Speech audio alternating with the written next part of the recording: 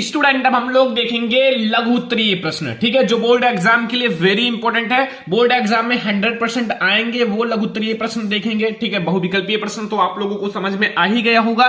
तो अब हम लोग देखेंगे लघु उत्तरीय प्रश्न। तो यहां देखो पहला प्रश्न है कि ऊष्मा क्षेपी, जो ऊष्मा क्षेपी अभिक्रिया होता है जिसे हम लोग दहन कह सकते हैं। दहन का मतलब होता है जलना। ठीक है, एवं ऊष्मा शोषी अभिक्रिया का क्या अर्थ है, उदाहरण दीजिए। तो अब आप लोग सबसे पहले आप लोग समझिए ऊष्मा क्षेपी अभिक्रिया के बारे में। ठीक है, ऊष्मा क्षेपी अभिक्रिया क्या होता है ये मैं आपको बताता हूं। देखो ऊष्मा क्षेपी का मतलब होता है ऊष्मा का उत्सर्जन होना। ठीक है, शोषी, इसमें क्या लगा हुआ है, ऊष्मा शोषी। शोषी का मतलब होता है ऊष्मा का अवशोषण होना, अपनी तरफ खींचना। ठीक है, और क्षेपी का मतलब होता है कि बाहर निकलना। तो अब आपको बहुत आसान से समझ में आ गया होगा आपके लैंग्वेज में। तो सबसे पहले समझो, जिन रासायनिक अभिक्रियाओं में, मतलब ये जो रासायनिक अभिक्रियाएं होती है इसमें क्या होता है कि जिन रासायनिक अभिक्रियाओं में उत्पाद के निर्माण के साथ साथ, मतलब जो उत्पाद होता है उसके निर्माण के साथ साथ ऊष्मा भी उत्पन्न होती है। मतलब अगर उत्पाद बनना है, कोई प्रोडक्ट बनना है, तो उसके साथ ऊष्मा भी उत्पन्न होती है, तो उन्हें हम लोग ऊष्मा क्षेपी या दहन अभिक्रिया कहते हैं। ठीक है, क्या आपको पता चल गया ना।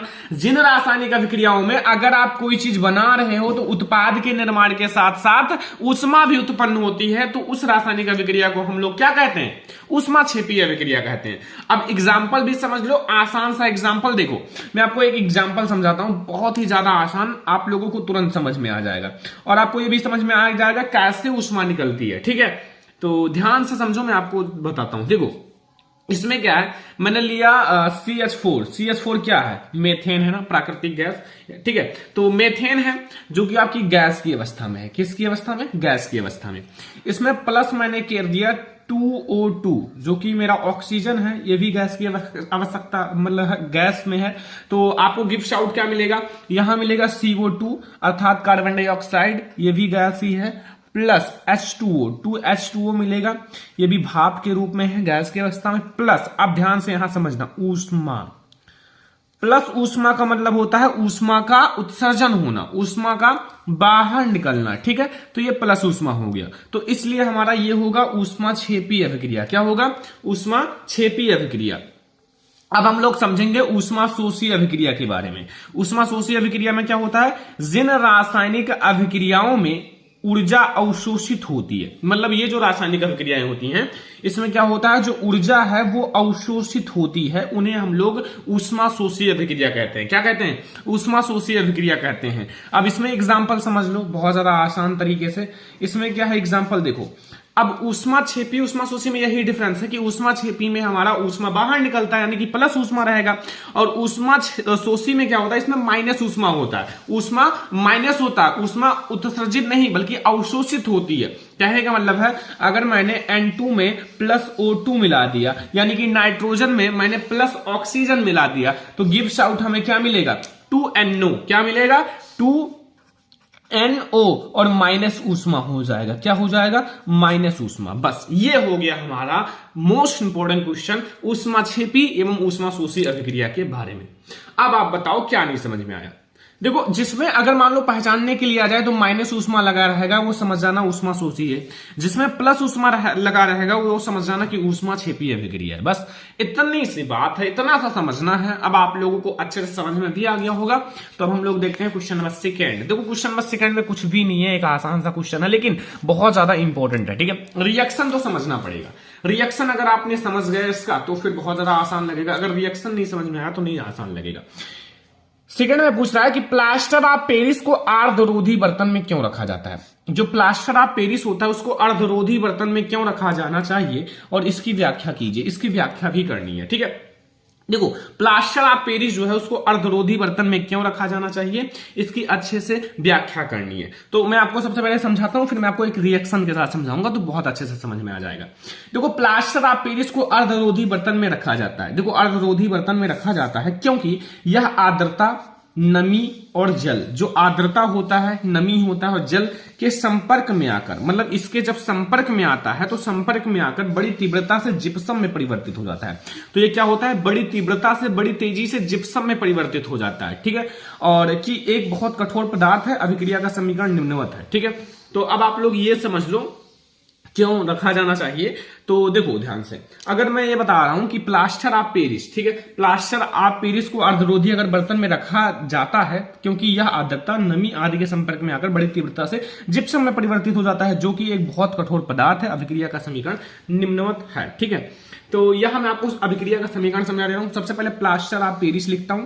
प्लास्टर ऑफ पेरिस का फॉर्मूला सभी को पता है, CaSO4 इंटू हाफ H2O। ये है प्लास्टर ऑफ पेरिस, और इसमें आपको मिलाना है 1/1/2 यानी कि 3/2, ठीक है, H2O यानी कि वाटर। अब अगर आपने इसको मिलाया तो ये हमारा क्या बन गया, CaSO4 इंटू 2H2O। ये है बच्चा हमारा जिप्सम। क्या है? जिप्सम, ठीक है, ये है जिप्सम। बस हो गया, ऐसे आपको समझना है। ये हमारा है प्लास्टर ऑफ पेरिस, में नाम भी लिख देता हूं। ये हमारा क्या है? Plaster of Paris. ये वाटर है, ये जिप्सम है, ठीक है। बस ये समीकरण समझना है बस। इसीलिए हम लोग इसे अर्धरोधी बर्तन में रखते हैं ताकि अभिक्रिया ना हो, ठीक है। तो ये क्वेश्चन नंबर सेकंड आपको बहुत अच्छे से समझ में आ गया होगा, कोई दिक्कत नहीं होगा। अब हम लोग देखेंगे क्वेश्चन नंबर थर्ड। देखो क्वेश्चन नंबर थर्ड ये बहुत ही बार आया हुआ है कि प्रतिस्थापन अभिक्रिया पर टिप्पणी लिखिए। आपने देखा होगा, रिकॉर्ड तोड़ चुका है बोर्ड एग्जाम में आने का, कि प्रतिस्थापन अभिक्रिया पर टिप्पणी लिखिए, ठीक है। कैसे लिखना है चलो बताते हैं। देखो क्वेश्चन तो बहुत ज्यादा इंपॉर्टेंट है, बोर्ड एग्जाम में बहुत ही बार आया हुआ है। अगर आप पेपर में देखोगे तो हर पेपर में लगभग आया हुआ है, ठीक है। प्रतिस्थापन अभिक्रिया पर आपको टिप्पणी लिखना है, तो सबसे पहले आप प्रतिस्थापन अभिक्रिया हेडिंग डाल दो। अब देखो, वे अभिक्रियाएं, मतलब ये प्रतिस्थापन अभिक्रिया का मतलब समझना कि वे अभिक्रियाएं जिसमें या जिनमें किसी कार्बनिक अणु के किसी एक या एक से अधिक परमाणु या परमाणु समूह का किसी अन्य परमाणु या परमाणु समूह के द्वारा प्रतिस्थापन हो जाता है, तो हम लोग उसे प्रतिस्थापन अभिक्रिया कहते हैं।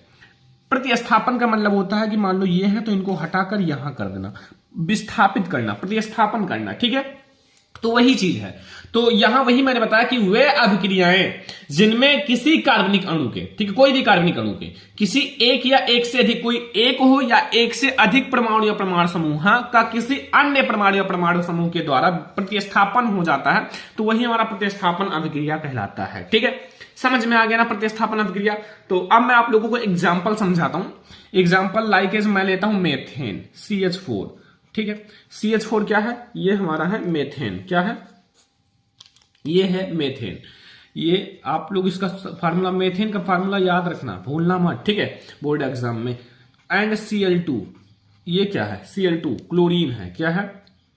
क्लोरीन। एक एक पॉइंट को याद रखना, क्लोरीन, ठीक है।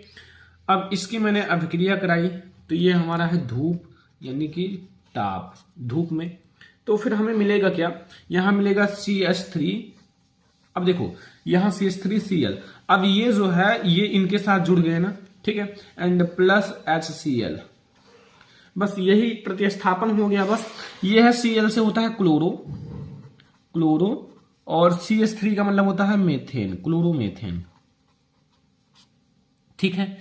एंड यही हमारा प्रतिस्थापनीय उत्पाद है। यहां से ये Cl जो है वो यहां से यहां प्रतिस्थापन हो गया, और ये हमारा हाइड्रोक्लोरिक अम्ल HCl, H से हाइड्रोक्लोरिक अम्ल, ठीक है, HCl से। बस तो ये आप लोगों को समझ में आ गया ना, यही है प्रतिस्थापन अभिक्रिया, कोई दिक्कत नहीं है, बहुत ज्यादा आसान है। अगर आपने इसको समझ लिया तो फिर कोई दिक्कत नहीं है, ठीक है। ये समझ में आ गया ना। क्वेश्चन नंबर 3 आप लोगों को बहुत अच्छे से समझ में आ गया होगा। क्वेश्चन नंबर 4 देखो, मैंने एक बहुत ज्यादा इंपॉर्टेंट रिएक्शन लिया है, ये बहुत ही बार आ चुका है, इसलिए मैंने सोचा कि ये रिएक्शन समझाना जरूरी है। कितनी बार आया हुआ है? 2020 में आया, देखो 2015 में आया हुआ है, 2016 में, 2017 में, एंड 2018 में भी आया हुआ है, 2019 में भी आया हुआ है, 2020 में भी। तो देख सकते हो इतना ज्यादा इंपॉर्टेंट रिएक्शन को बताना बहुत ज्यादा जरूरी है। देखो इसमें क्या पूछ रहा है क्वेश्चन नंबर 4 में कि एथिल अल्कोहल से एथिलीन कैसे प्राप्त करेंगे। जो एथिल अल्कोहल है उससे आप एथिलीन कैसे प्राप्त करोगे, और या फिर इसी क्वेश्चन को पूछ सकता है क्या होता है जब एथिल अल्कोहल को सांद्र सल्फ्यूरिक अम्ल के साथ 160 से 170 डिग्री सेल्सियस पर गर्म किया जाता है। तो क्वेश्चन तो बहुत ज्यादा इंपॉर्टेंट है। तो देखो सबसे पहले आप लोग क्या करोगे, जो एथिल अल्कोहल को सांद्र सल्फ्यूरिक अम्ल के साथ 160 से 170 डिग्री सेल्सियस पर गर्म करने पर क्या मिलता है? एथिलीन मिलता है। तो वही बताया गया कि एथिल अल्कोहल से एथिलीन कैसे प्राप्त करोगे। तो सबसे पहले आप छोटा सा पॉइंट लिख देना ताकि एग्जामिनर और भी अच्छे से समझ जाए उत्तर जब पढ़े। देखो यहां आप लोग लिख देना, क्या लिखना कि जो हमारा एथिल अल्कोहल है, एथिल अल्कोहल, ठीक है, एथिल अल्कोहल। तो फिर क्या होगा, एथिल अल्कोहल को सांद्र सल्फ्यूरिक अम्ल, क्या है, सांद्र सल्फ्यूरिक, ठीक है, सॉरी सल्फ्यूरिक लिखना है,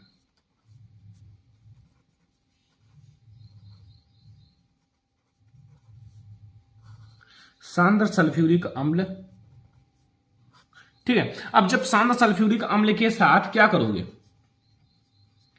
160 से 170 डिग्री सेल्सियस पर गर्म करना, 160 से 170 डिग्री सेल्सियस पर क्या करना है, गर्म करने पर क्या मिलता है, एथिलीन प्राप्त होता है। क्या प्राप्त होता है, एथिलीन प्राप्त होता है, ठीक है, समझ में आया। यही एथिल अल्कोहल है। अब एथिल अल्कोहल देखो मैं आपको ध्यान से समझाता हूं, ध्यान से समझना। देखो एथिल अल्कोहल का फार्मूला होता है C2H5OH, ठीक है, इसमें 2 कार्बन की संख्या है एंड प्लस हमने सल्फ्यूरिक अम्ल ले लिया H2SO4, इसको गर्म किया। सबसे पहले आप 100 डिग्री सेल्सियस पर गर्म करना, ठीक है। ये 2 चरणों में रिएक्शन होगा, एक बार में नहीं मिलेगा। तो हमें मिलेगा C2H5HSO4 एंड प्लस H2O, पानी बाहर निकाल देना। अब हमारा ये नाम आप लोग, ये एथिल अल्कोहल है, सल्फ्यूरिक अम्ल है। अब इसको आप पूछोगे, ये हमारा है देखो मेथ एथ, एथिल फिर H से हाइड्रोजन और SO4 से सल्फेट, ये हमारा एथिल हाइड्रोजन सल्फेट है। क्या है, एथिल हाइड्रोजन सल्फेट, ये तो हमारा जल ही है। अब क्या करना है, दोबारा रिएक्शन कराना है, किस चीज का, ये जो हमारा एथिल अल्कोहल सल्फेट है C2H5HSO4, अब इसको आप लोग गर्म करो 160 से 170 डिग्री सेल्सियस, 160 डिग्री सेल्सियस से 170 डिग्री सेल्सियस। तो अब हमें मिलेगा C2H4, यानी कि ये हमें मिल गया एथिलीन। क्या मिल गया, यही तो हमें बनाना था, एथिलीन ही बनाना था ना, ये एथिलीन। बस अब जो बचा उसको बाहर कर दो, H2SO4 बच गया, बाहर कर दो। ये हमारा क्या है, ये हमारा एथिलीन है। क्या है, एथिलीन है। बस ये हो गया हमारा रिएक्शन। मुझे क्या प्राप्त करना था, एथिल अल्कोहल से एथिलीन, तो मिल गया ना। 2 चरणों में रिएक्शन है, ये याद रखना, ठीक है, ताकि आप लोगों का पूरा हो जाए। अगर ऐसा कहे कि हमारा जो एथिल हाइड्रोजन सल्फेट से एथिलीन प्राप्त करो, तो इसको डायरेक्ट गर्म कर सकते हो, लेकिन हमें यहां से पूछा है ना। क्वेश्चन नंबर 4 समझ में आ गया ना। क्वेश्चन नंबर 5 अब आप लोग समझ लो, मोस्ट इंपोर्टेंट है। क्वेश्चन नंबर 5 समझो स्टूडेंट, मेंडलीफ का आवर्त नियम क्या है, इसकी व्याख्या कीजिए। जो मेंडलीफ का आवर्त नियम है, वेरी इंपॉर्टेंट है। मेंडलीफ का जो आवर्त नियम है वो क्या होता है, उसकी व्याख्या करनी। बहुत छोटा सा नियम है, लघु उत्तरीय में आएगा, तो इतना ही लिख कर आना, ज्यादा नहीं लिखना है, ठीक है। इस नियमानुसार तत्वों के जो भौतिक और रासायनिक गुण होते हैं उनके परमाणु भार के आवर्ती फलन होते हैं। मेंडलीफ ने कहा था परमाणु भार के आवर्ती फलन, किसके, परमाणु भारों के आवर्ती फलन। लेकिन अगर वही हम लोग आधुनिक आवर्त सारणी की मोजले की आवर्त सारणी देखें तो उसने कहा था कि परमाणु क्रमांक के आवर्ती फलन, किसके, परमाणु क्रमांक के आवर्ती फलन। तो इतना याद रखना, मेंडलीफ ने परमाणु भार कहा था, ठीक है। तत्वों के भौतिक तथा रासायनिक गुण उनके परमाणु भारों के आवर्ती फलन होते हैं, अर्थात तत्वों को उनके परमाणु भारों के बढ़ते हुए क्रम में रखने पर समान गुणों वाले तत्व एक नियमित अंतराल के बाद आते हैं, ठीक है। बस इतना सा आपको याद रखना है, मेंडलीफ की आवर्त सारणी, ठीक है। मेंडलीफ की आवर्त सारणी बस इतना सा है, बस इतना सा आप तैयार कर लो, मेंडलीफ की आवर्त सारणी खत्म। ये बहुत ज्यादा इंपॉर्टेंट क्वेश्चन हम लोग 6 वाला देखेंगे। देखो ये बहुत ही ज्यादा इंपॉर्टेंट क्वेश्चन है, मैंने देखा है, बहुत बार आया हुआ है कि वायवीय तथा अवायवीय श्वसन में क्या अंतर है। जो वायवीय श्वसन होता है, अवायवीय या ऑक्सी या अनऑक्सी श्वसन, दोनों में चाहे आप वायवीय कहो या अवायवीय कहो और ऑक्सी कहो या अनऑक्सी कहो, दोनों नाम में एक चीज दिख रहा होगा कि वायवीय में वायु है अवायवीय में वायु नहीं है, ऑक्सी में ऑक्सीजन है, अनऑक्सी में ऑक्सीजन नहीं है। अगर वायु होगा तभी ऑक्सीजन होगा, ठीक है। तो वायवीय को ऑक्सी कहा जा सकता है, अवायवीय को अनऑक्सी कहा जा सकता है, ठीक है। एक तरफ आप हेडिंग डालो वायवीय श्वसन, एक तरफ हेडिंग डालो अवायवीय श्वसन, ठीक है। तो वायवीय श्वसन देखो कि वायवीय श्वसन ऑक्सीजन की उपस्थिति में होता है। जो वायवीय श्वसन होता है वो ऑक्सीजन जो होता है O2 उसकी उपस्थिति में होता है तथा इसमें ऑक्सीजन उपस्थित होता है। और अवायवीय श्वसन जो होता है ऑक्सीजन की अनुपस्थिति में होता है, इसमें ऑक्सीजन नहीं होता, ठीक है। दूसरा पॉइंट, इसमें ग्लूकोज का पूर्ण विखंडन होता है। इसमें क्या होता है? ग्लूकोज का पूर्ण विखंडन होता है, इसमें ग्लूकोज का पूर्ण विखंडन नहीं होता है। देखो सेकंड पॉइंट समझ में आ गया ना, ग्लूकोज का पूर्ण विखंडन होगा, ग्लूकोज का पूर्ण विखंडन नहीं होगा। अगला है कि इसमें जो है CO2 यानी कि कार्बन डाइऑक्साइड तथा जल अंतिम उत्पाद है। इसमें क्या है? CO2 जो है और कार्बन डाइऑक्साइड यानी कि जल अंतिम उत्पाद है। और इसमें है इसमें एथेनॉल तथा लैक्टिक अम्ल अंतिम उत्पाद है। अवायवीय श्वसन में जो एथेनॉल होता है और लैक्टिक अम्ल होता है ये अंतिम उत्पाद होते हैं। 4 नंबर पॉइंट है यह माइटोकॉन्ड्रिया एंड हमारा साइटोप्लाज्मा में पाया जाता है, ठीक है। और ये जो होता है यह केवल हमारा साइटोप्लाज्मा में होता है। ये हमारा माइटोकॉन्ड्रिया और साइटोप्लाज्मा दोनों में होता है, ये केवल साइटोप्लाज्मा में होता है। इसमें 38 ATP अणु मुक्त होते हैं, इसमें 2 ATP अणु मुक्त होते हैं, ठीक है। बस इतना 5 पॉइंट याद रखना, बस हो गया, इससे ज्यादा नहीं। 5 पॉइंट याद रखना, ठीक है। जो मैंने बता रखा है उसको तैयार कर लो। आगे आ जाओ, इसमें हम लोग अब देखो ये दोनों तो आप अंतर तैयार कर लेना, मुझे बताने की जरूरत ही नहीं है। अगर आप इसको तैयार कर लोगे तो अच्छा रहेगा। पहला, रुधिर तथा लसिका में अंतर, वेरी इंपॉर्टेंट है, फटाक से तैयार कर लो अब आप लोग। एंड धमनी तथा सिरा में अंतर, वेरी इंपॉर्टेंट है, जल्दी से तैयार कर लो। तो मतलब मैंने आपको वायवीय अवायवीय बता दिया। अब ये दो आपकी जिम्मेदारी है, होमवर्क आप लोग तैयार कर लेना, ठीक है। समझ में आ गया ना? कोई दिक्कत कोई कंफ्यूजन नहीं होगा।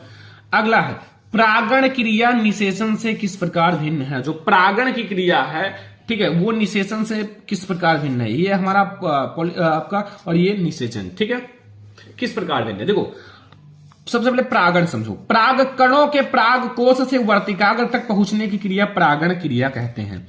यह प्रक्रिया में किसी प्रकार की दो कोशिकाओं के संलयन नहीं होता। इसमें किसी भी दो प्रकार का संलयन नहीं होता। जैसे मान लो नर और मादा होते हैं निषेचन में, तो इसमें दो कोशिकाओं का संलयन होता है, लेकिन इसमें कुछ भी नहीं होता।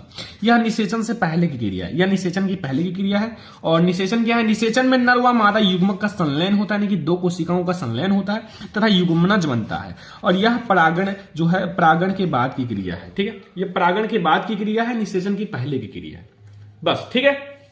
क्वेश्चन नंबर 9 तो बहुत ज्यादा आसान लगा होगा, लेकिन ये सारे वेरी इंपॉर्टेंट है, तैयार करके जाना, ठीक है। अगला देखो, एक संकर संकरण द्वि संकर संकरण से आप क्या समझते हो? एक संकर संकरण सबसे पहले समझो। विपरीत लक्षणों वाले नर तथा मादा के मध्य जब केवल एक जोड़ा विपरीत लक्षणों के अध्ययन के लिए संकरण कराया जाता है तो इन विपरीत लक्षणों के संकरण को एक संकर संकरण कहते हैं।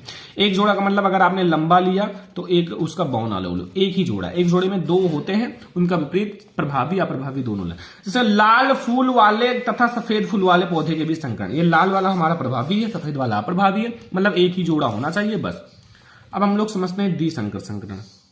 देखो द्विसंकर संकरण में क्या है?